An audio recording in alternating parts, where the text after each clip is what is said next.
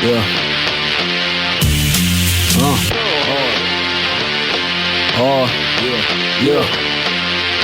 Militant-minded general, 9 gripped, equipped with blades and a pen that can sharpen your spine's tip. Level-headed, though my mind flips from side to side. With an acrobat's experience, after I stick it, I'm luring down a demon-possessed Ahiye. Seems Jay's the best for the job with no... What's the word, y'all? It's KTR _podcast, No Lords Podcast. You are now live and direct with your boys Cinko, Big Harv, and J-Bo himself on episode 21 for No Lords Podcast. But we got a quick feature for y'all real quick. We got this tandem going on. It's been a long time coming, but it's finally in the making. Please welcome, as Marks with Mike joins us on the show, my guys, El Cheech, JT, Mr. 6'9". What it do? How y'all doing today? Listen, you already know what it is by the sound of my voice. That's right. It's your boy, Mr. 6'9", JT, back in this piece for the first time once again. And of course, I got my co-host, my host, El Cheese. What's going on, Poppy? Yo, what's going on, fellas? Glad to be here to talk this shit. And before we talk this shit, do us one quick favor before we get into the show. Follow us on all social media platforms, KTR _podcast, Twitter, Instagram, No Lords Podcast, Facebook, YouTube, No Lords Podcast on all podcast platforms. Google Podcasts, Spotify, Anchor, Apple Podcasts, Podbean. We are on everything. And do you want to plug in y'all social media real quick? Of course, it's the name of the show. It's right there in the background. You already know the name of the show. Follow us on, of course, Twitter, IG, the Book of Faces, YouTube, all podcast platforms. It's at Marks and Mikes. That is MarksWITHMICS. And I ain't spelling that shit again. That's right. Let's get with the show, man. Let's talk titles real quick. Let's talk about the main title, the face title of the WWE World Wrestling Entertainment. The WWE Championship was won and earned by Hurt Business's very own Bobby Lashley. 17 years in the making. Long time coming, well deserved, finally earned it. Happened on Monday Night Raw when he dominated The Miz. And we couldn't be more thankful, couldn't be more happy about it. But tell me how y'all feel about him winning the title at that opportune time. How y'all feel about that? Well, we're going to kick it off with you, J-Bo, real quick. Go ahead. I found that it was completely necessary. I'm glad they're finally building Bobby Lashley as the monster that he is. The problem, however, is that they have been wishy-washy with his career. When he came back, he was, so-so wrestler. Then he had a dope little feud with Braun Strowman for a little bit, but then he lost on the wayside, and then he was with Leo, and then he was with Lana, and now he's with the Hurt Business. So he's been on somewhat of a roller coaster since he came back. But honestly, now that he has, the belt, it looks real good. I don't want to just give out a shout out to Bobby. I need to give out a shout out to MVP. Need to give out a shout out to Shelton. Need to give a shout out to Cedric. I mean, you're talking about a complete 180 from where the careers was a year ago. Okay, they were, I don't want to say jobbers, but they were pretty much lost in the mix. Now they're main event players. Now they're champions. Bobby Lashley is holding that belt and still looking like a strong, dominant champion. MVP is probably going to go down as one of the dopest managers of our generation, just from how he's going right now. So I need to give more credit to the entire group, because that's what's making Bobby at the moment. But yeah, Bobby, congrats to Bobby. I like the way how it was done. Could have been different, maybe, but I mean, Bobby Lashley dominate. He's a heel right now. I think it worked out well for the championship win. Cool. Marks, y'all got anything to touch on that? Lashley. Yo, like I said, it was a long time coming, you know what I mean? But that shows you that, when you stay in the game, like pretty much, you getting a check, but you doing what you're being told. He had some horrible storylines, but he stick to them. He ain't bitch. He went work. He still looked good. You know what I mean? So that's the only thing he could do, work on himself. And just seeing that it was eventually, he was going to get his time to shine.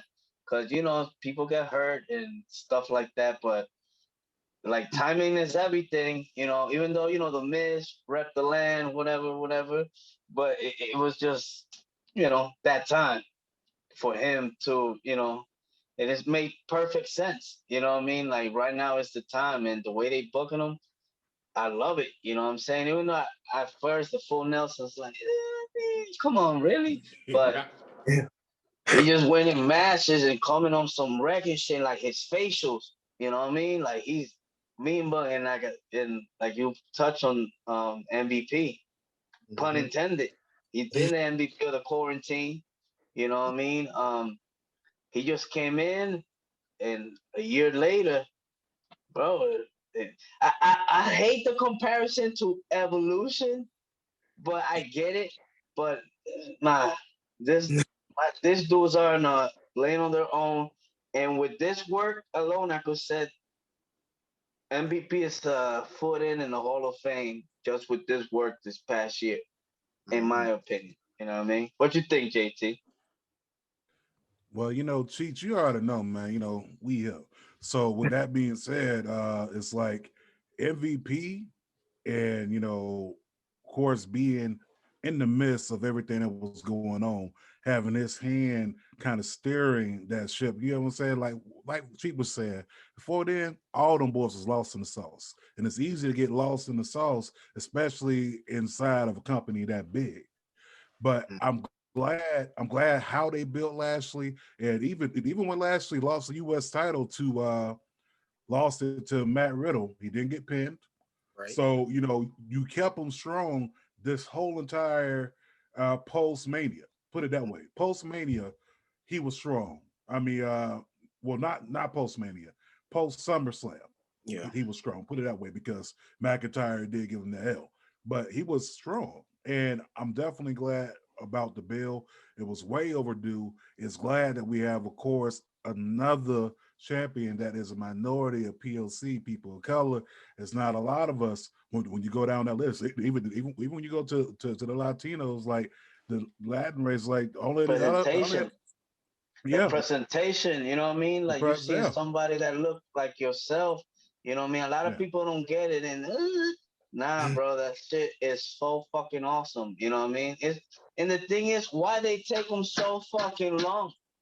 The third, you know what I mean? It's kind of it's a sign of the times that we live in, unfortunately. Even come across of all type of platforms. You know what I mean? The race car or whatever. We don't want to get into that, but that moment. I just hope they just go full throttle and they give us that fucking match that we've been craving for from the get-go. Next year in Dallas. Texas is open. Y'all can fill them up. 100,000 full. Give me Brock versus Lashley next year. I am a Make that a UFC fight. But let's put them in the cage or something. Let them fight for real. You know what? I want to add one more thing to that. Yeah. He may have lost that title during Black History Month, the U.S. title, but at least Vince, went ahead and gave it to him, right after Black History Month. I mean, it was kind of like the stamp on top. Now, my only fear is the only person that's going to be able to take that title off of Lashley is going to be Do-Rag Vince McMahon. That's the only person I can see. What up, G? No, that's what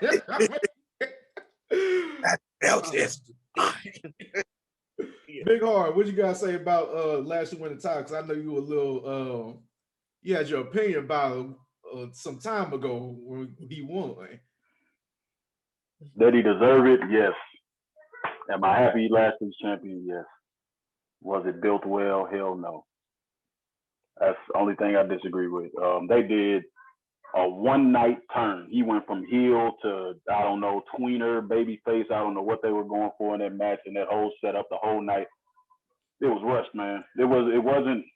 He earned it in his own right, but storyline-wise, build-wise, it was completely out there. It just didn't meld to me. I didn't like it. I didn't like how it was done. I feel like they playing too much hot potato with the championship this close to Mania.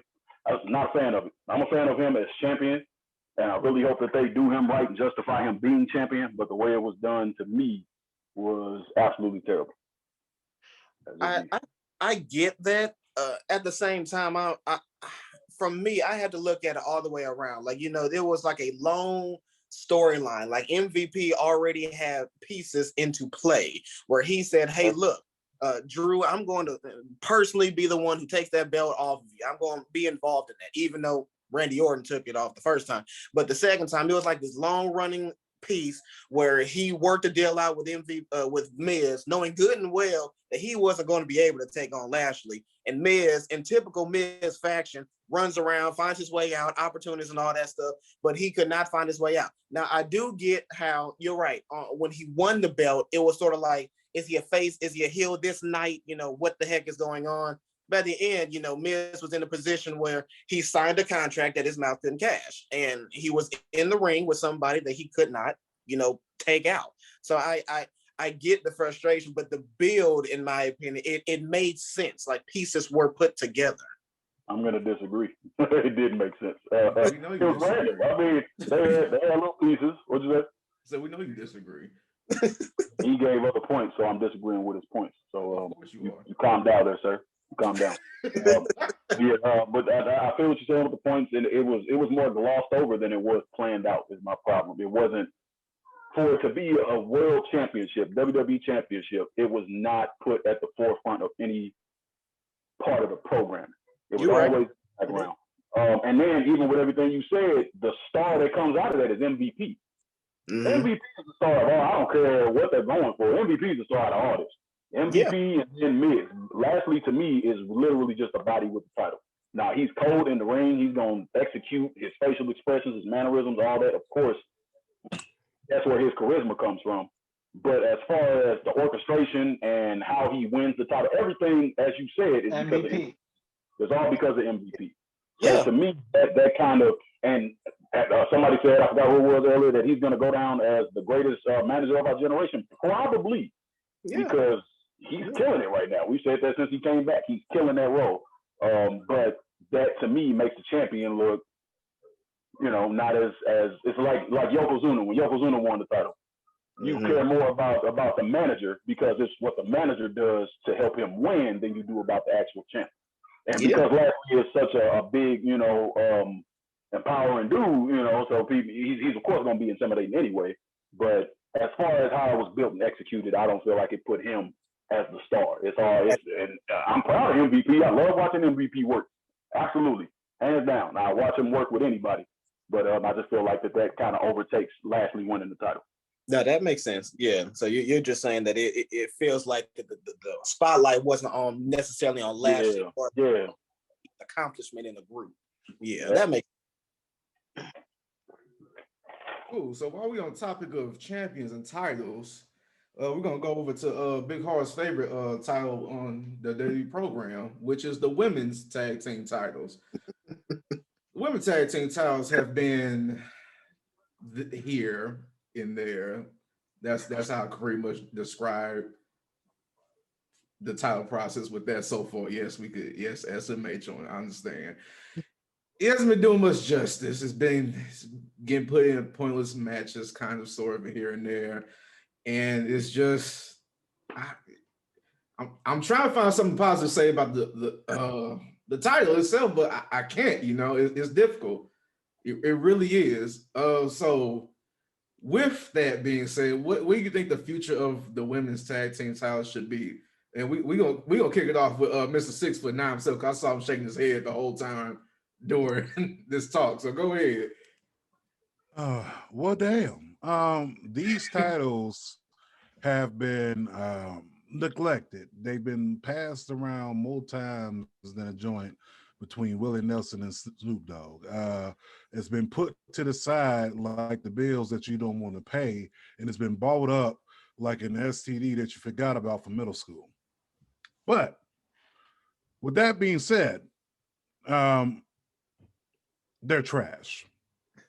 I mean, they've been trash since I want to say ever since Inception. No, I'm not gonna give them that. Yeah. As soon as the Iconics won them, the Iconics. Right there at Mania in New York, Jersey, right there, that's when it went down because it didn't give enough time for it to even build. It kind of reminds me of AEW's women's division. It was rushed and it wasn't thought out. And that's basically what it comes down to. Now, the rumor is that it may be some new titles coming in NXT that are women tag team titles. There, I can see that being more of a benefit. Big But- Harv. I agree with you that it's trash. I just feel like it's been trash for a lot longer since birth. since WWE gave birth to them straps. They've been Since birth, really? Yeah, since they gave birth. Damn. Brenda's got a baby. That's I agree because they had the talent. You know, they had the talent that they have. You know, you would think that they could have put a better tag teams together and shit, and it felt build. You know, when Bailey and Sasha had it, you know, you kind of see the storyline or whatever, but then the competition, who they face it, you know, it's not making them. They don't make them better. You know what I mean? The same thing with Charlotte. Throw them together to win the title. As soon as they lose the titles, break them apart. It's a cycle. It's the same shit over and over again. Yeah. From So I don't know how that's gonna work. I don't see it staying around the main roster for another year. I just don't see it. I feel like it'll be worse off in NXT because they're gonna have to throw everybody together.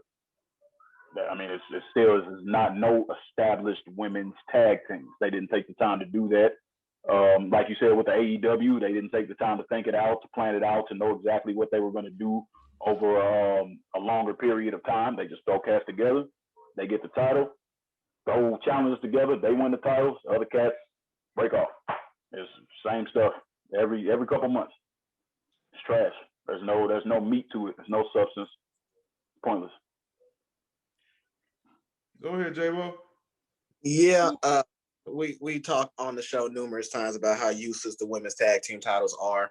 In fact, the only time WWE kind of puts focus on them is if the SmackDown women's title or the Raw women's title is involved in a shape, form, or another. That's like the only time they care. Facts. The time, if they do go down to NXT, and this is a personal opinion, I do think they will have more recognition. I don't think they will ever be up to the part that honestly the fans think that the belts to be. But I think if they go down to NXT, they will put a little bit more focus on them because they're used to creating new things, putting together teams that's around for a little bit longer. So I think it'll be better off.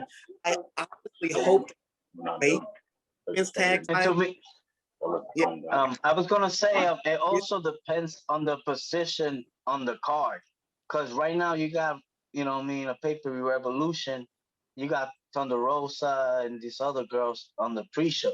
You know what I mean? And that's perception. So it depends where you book them in the card. That's how, you know what I mean? So you have to book them right also. You know what I mean? Not like a filler or nothing. Like make it like with a storyline and, you know, backstory. To me, that will work. But if they keep booking them the same way, it's just the belts. It's just literally a prop. Yeah, right. They just gotta wrestling business gotta give time on the women like they do with the men, at least somewhat to even produce some good product tag teams. You know, that's really all that needs to be done. And like I agree with you too, J-Bo. I feel like it'll be better off just on NXT or maybe just spread around though, because it'll give more women down on their roster more opportunity because that women's division right now is just so vast. It's a lot more coming into, and will give more people and just more looks at that. Mm-hmm. Yeah, there's like 200 more teams in the performance center too. Exactly right. And they just brought in about like I can't even count, probably like 10, 11 women in the new class. Yeah, this is like the largest women's class that they brought in this time around. Yeah, it was something like that. So people. They got people. Exactly. So you might as well utilize them. So that's how I feel about it. But speaking, since we're on the topic of NXT, saw an article not too long ago saying that they're considering moving NXT to Tuesday nights instead of Wednesday nights. Yeah, I believe hockey, right? NBC Sports, that channel, I guess there's no more. So eventually USA, which is part of the same thing, you know, it fell into that. So I believe has to do with, you know, because on Wednesday, that's one of the main days for hockey. But of course, you're going to have the AEW faithful, you know, saying everybody's saying like they scare them off or whatever, which, you know, whatever. But it's kind of messed up because if they do go to Tuesday, you got Impact that might have to, you know what I mean, gonna take a hit perhaps. Which a lot of people still don't give them the props they deserve. You know what I mean? Even though now coming back from all the new stuff, you know, it hasn't been good, but these guys give it time, you know, especially with all this shit that's happening. Everybody showing up everywhere. You know what I mean? It's like patience, you know. But I mean, of course, like Chief said, the biggest factor is, you know, sports. You know, you got to do what's best for business. At the end of the day, is it going to be long term? We don't know.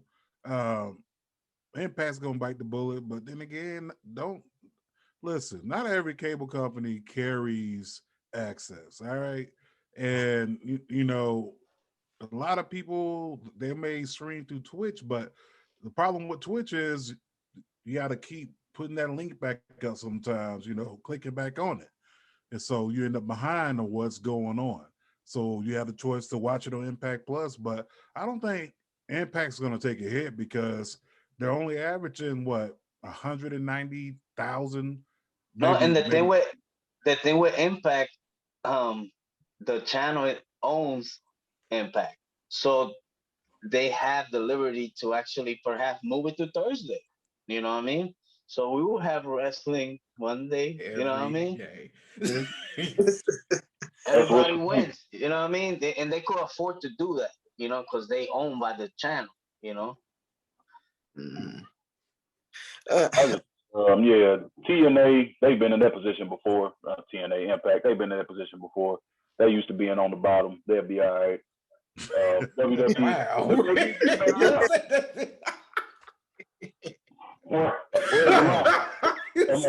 I wrong? I mean, you ain't wrong, but goddamn, bro. Right? Just they used to be on the bottom. They'll be all right. Like, wow. They fighting right now. They here. You know. Oh man, he really said that out loud. Damn, bro. That kind of remind me of some Republican Democrats shit. Like, don't worry about that ghetto over there. They're used to being at the bottom. Right. I mean, being realistic, where do you see them coming up at? All this competition they got. They're not. They're where they will be. They're where they will be for a good long time. WWE been in position too. They switch channels. They switch, time slots and days. They do it all the time. It's really. I don't think it's gonna affect business as much as people think that it is. I don't think it's really as big a thing because it's been done before.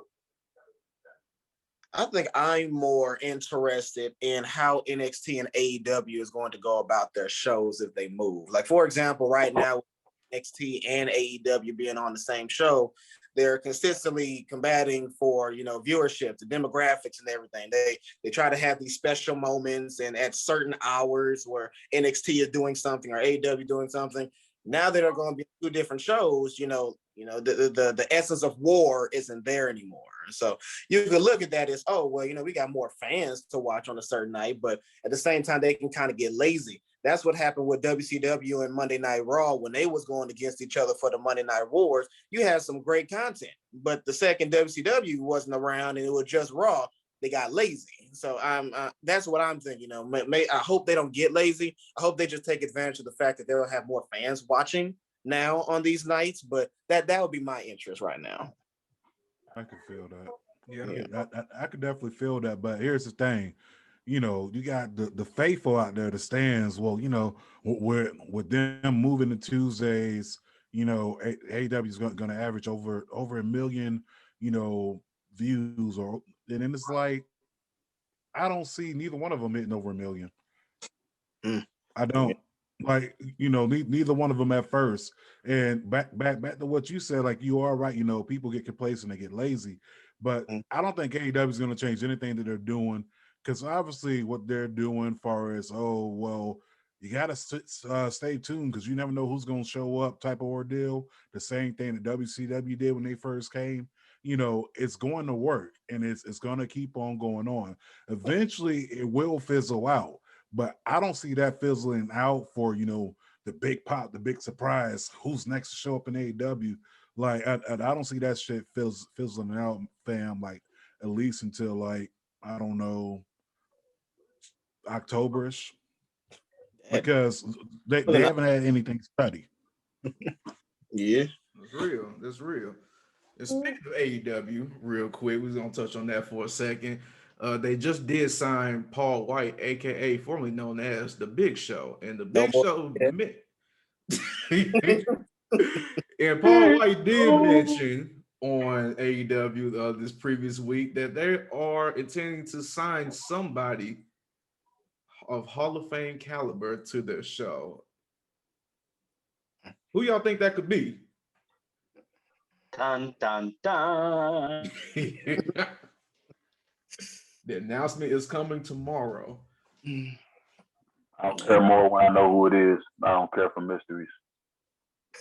So you're just not gonna guess, pretty much. That's what you're saying. No. It's a part of the show. It's gonna be Sting. It's always Sting. It's Sting. It's always the icon. All right.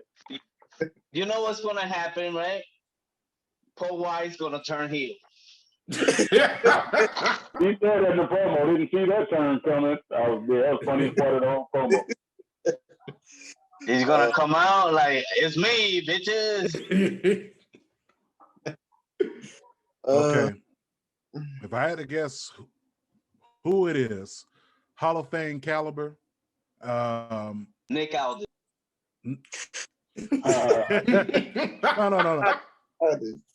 No. Think about it. Hall of Fame caliber. It doesn't have to be necessarily a WWE guy, right? Right. I'm thinking WCW. I'm thinking one of the biggest rating draws for WCW. He put this title on the map. The longest reigning television champion of all time, the Disco Inferno. That's who I got, bro. Hall of Fame caliber type person. You know what I'm saying? In the Wolf Pack. He made the Wolf Pack cool. No, he killed that shit. But no, I honestly, if I'm looking at it, it's gonna have to be RVD. And that's what I was gonna say. I think it was RVD. He will be the only one right now who's Hall of Fame caliber, who's still wrestling, who's still doing things. He's just looking for the right place. And I think he'll be, I don't know, the surprise. But don't he got that iconic series thing about to come out in March? I mean, coming up. Yeah. So I don't think RVD, you know what I mean? I just don't see it. But then again, I want him to bring his girlfriend with him. Oh, she coming. They fit the AEW product, so they're both coming. She need to stay where she is. So I can see them. I can see them both on the show. But if I had to pick some, if I could pick somebody, I'd probably think Christian. Yeah, I mean he's not signed, and Right. then of course that AEW faithful, it's Brock Lesnar, and it's like you just told us a year ago that Brock is like he's a career killer for like the rest of the roster, and he wouldn't fit the mold for AEW. I mean, I think right now Tony Khan would sign anybody that he could sign that has a face value that can draw eyes on the product.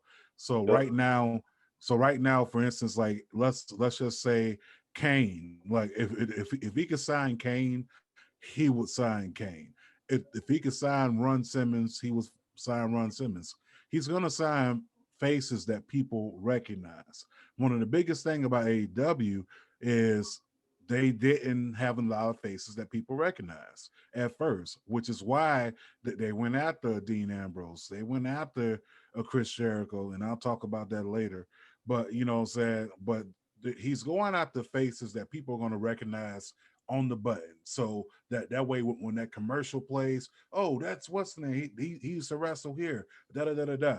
Recognition. People are going to draw eyes to it. You know, it's the reason why they bought in Shaq. The same shit that WCW did, you know.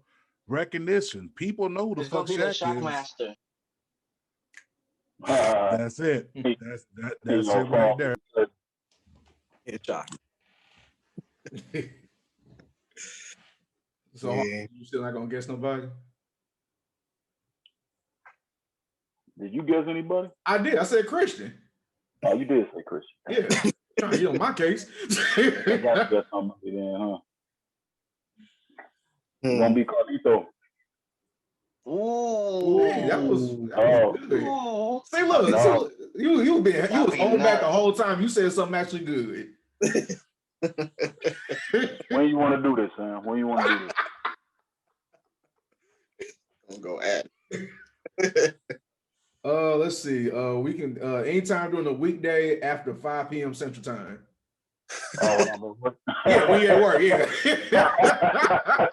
I'm about to say, because I sure will be the special. Yeah, he worked nice. I ain't got to worry about it. Anyway, moving on. Final topic of the evening. The topic everybody been waiting for. Everybody want to talk about. Yeah, let's go. Big Bring him up. Draco. Bring him out. Bring him out. Soulja Boy Teller versus the Viper. Your favorite rapper. Your favorite wrestler. I know. This really caught me off.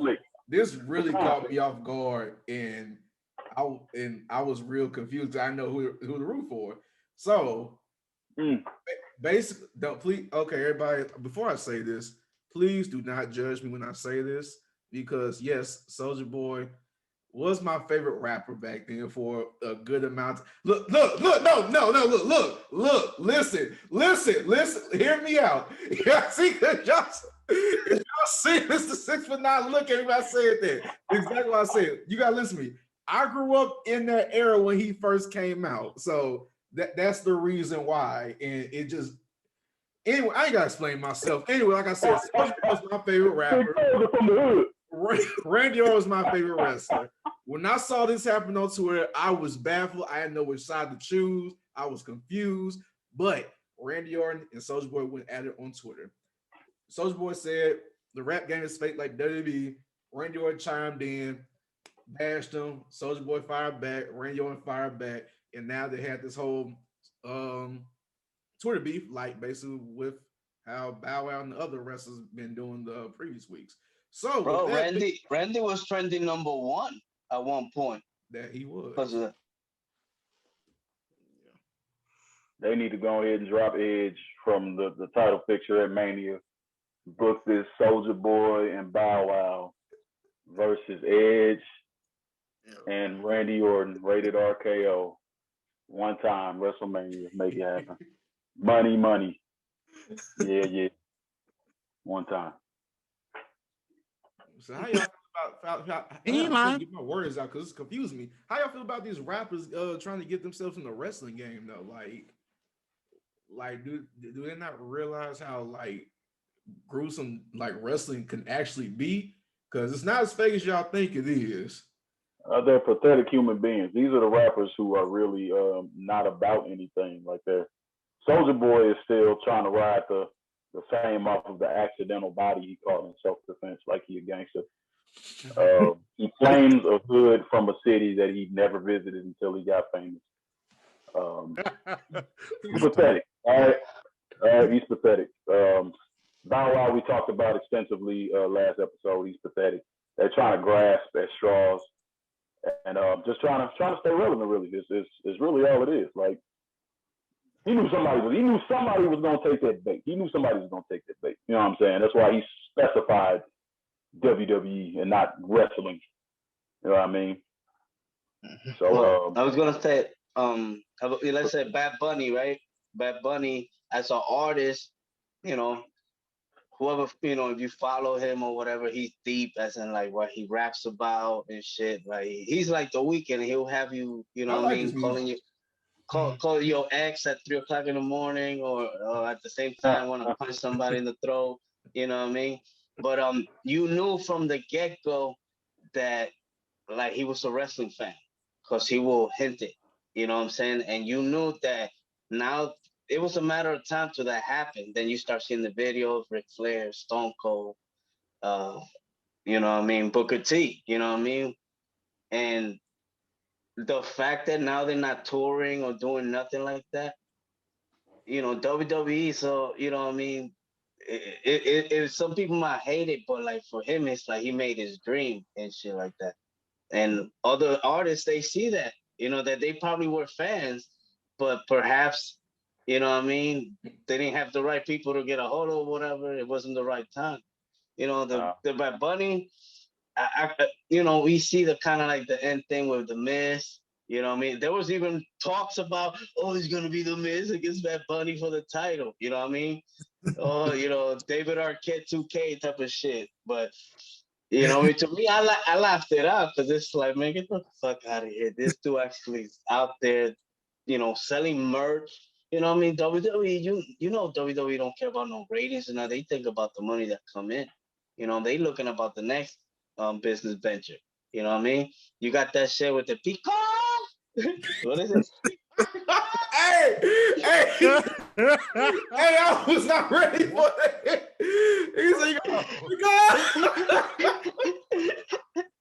Yeah. Oh.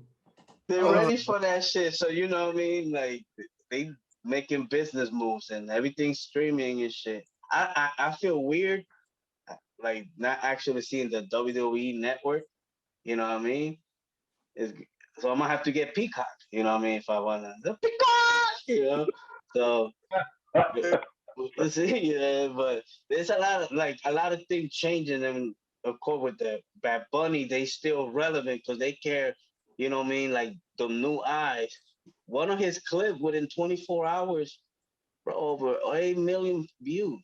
And Well, see, the difference with Bad Bunny is that he's always worn his that he's a fan of wrestling on his sleeve. We've always known that about Bad Bunny, like you said, it's in his music. Same with like a Wale, who's been there, guest hosting a little rap battle. Same as like a it's a bunch of cats who actually wear that on their sleeve. Westside, yeah, Hogan, Griselda family, all of them. Like they vary from being conscious rappers to super gangster rappers. And Soulja Boy and Bow Wow, like we said on the episode, we talked about it in depth. They've never said anything about being fans. That's my biggest issue. I feel like that they are in it really just trying to bring attention to themselves. They don't care about the wrestling industry or what it can actually do for wrestling. They care about staying relevant themselves. Yeah, I could feel that, but sometimes you got closeted wrestling fans. We talk about that. Then you bandwagoner. We don't want that either. You stay where you at. If you ain't out loud about it, then back up. Go back where you was. Go back in the shadows. You've been relevant. You've been famous. You've been untouchable for 20 years, and now all of a sudden you want to jump in wrestling because you see other cats actually getting something out of it. We don't need you. We don't need you. I'm David Schultz, a motherfucker, trying to say something about wrestling. No, real talk. Like for Bow Wow and Soulja Boy, it's funny because even at one point, like I went through and I was reading the tweets, and at one point, Randy Orton was like, oh, at the end of it, oh, you ain't nothing but a bitch ass ... So I'm just sitting there like saying, motherfucker, I know you want to say it. A bitch ass what, Randy? You can't. But looking at with Soulja Boy and fucking Bow Wow, like, yeah, both of these guys were over in the in the 2000 era in hip hop. I mean, let's be honest. I mean, Bow Wow had some bangers, most of them slow jams. And the same thing with Soulja Boy. One of the first artists to ever go viral on YouTube, MySpace, all that shit. you know, the bullshit we got now in hip hop is all thanks to Soulja Boy. I mean, and I'm not calling every artist bullshit, but you know who you are if you fit that category, fall in it with a shoe. But what I'm saying is this is due to Soulja Boy. You know what I'm saying? It's due to Soulja Boy, but you know, Soulja Boy was able to go viral with that. I guess he's trying to, you know, like you said, ride these coattails, but he did dancing videos like every little black girl at a sleepover ever. That's what he went viral. Soulja Boy created the internet. Let it go hard. Okay. All right. The internet how could he go viral if the internet wasn't there yet, Sam? Shut him out. Back to the other brother. You know what? Mute you. As you were saying. Yeah. Anyway, now that's out the way. Because I control this show. No. All right. Go ahead, J-Bo, because I ain't hear you I'm putting my 2 cents. Sam, all I'm gonna say is you better keep that same energy as far as supporting Soulja Boy. I'm gonna tell you quick. I'm going to tell y'all a quick little story. Back in high school, Sam and I shared art class together, but our teacher was willing to play music as long as you brought in a CD, if it's clean or if it's like a censored version. At the time, Soulja Boy's latest album was I, Soulja Boy, Tell 'Em. There it was. My dude, Cinko, brought in the album, gave it to our teacher. He on played release day. And Cinko sang and danced to every song that's out there. So all I'm gonna say, I really don't care about this whole Randy Orton, Soulja Boy beef. I just want Cinko to keep the same energy when it comes to excitement for Soulja. That's all. Big Draco.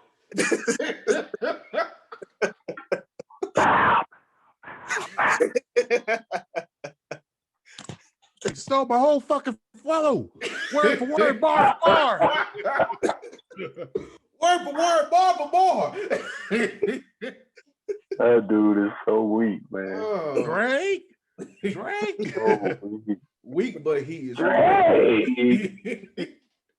He weak too. That's number 3 on my list.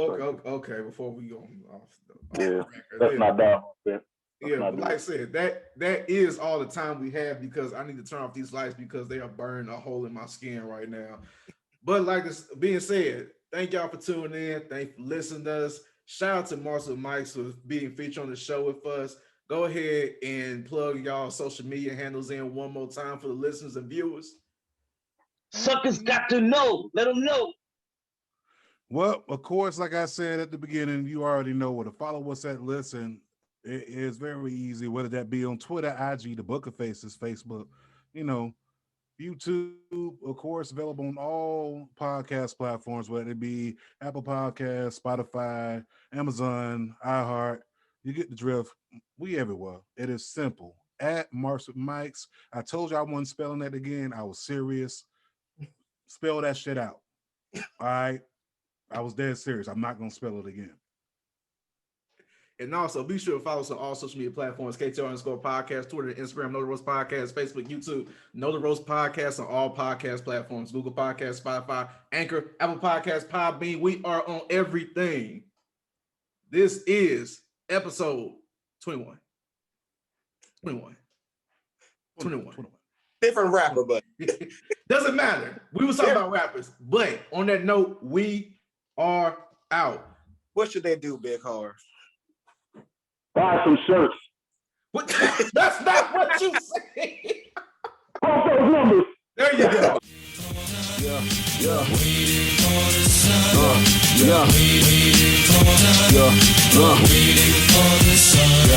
Yeah, numbers, letters, all symbols of man-made devices that could cripple us all. Improve we can panicking when storm hits and knocks out the power grid. Are you fully prepared to live off the grid? How you think?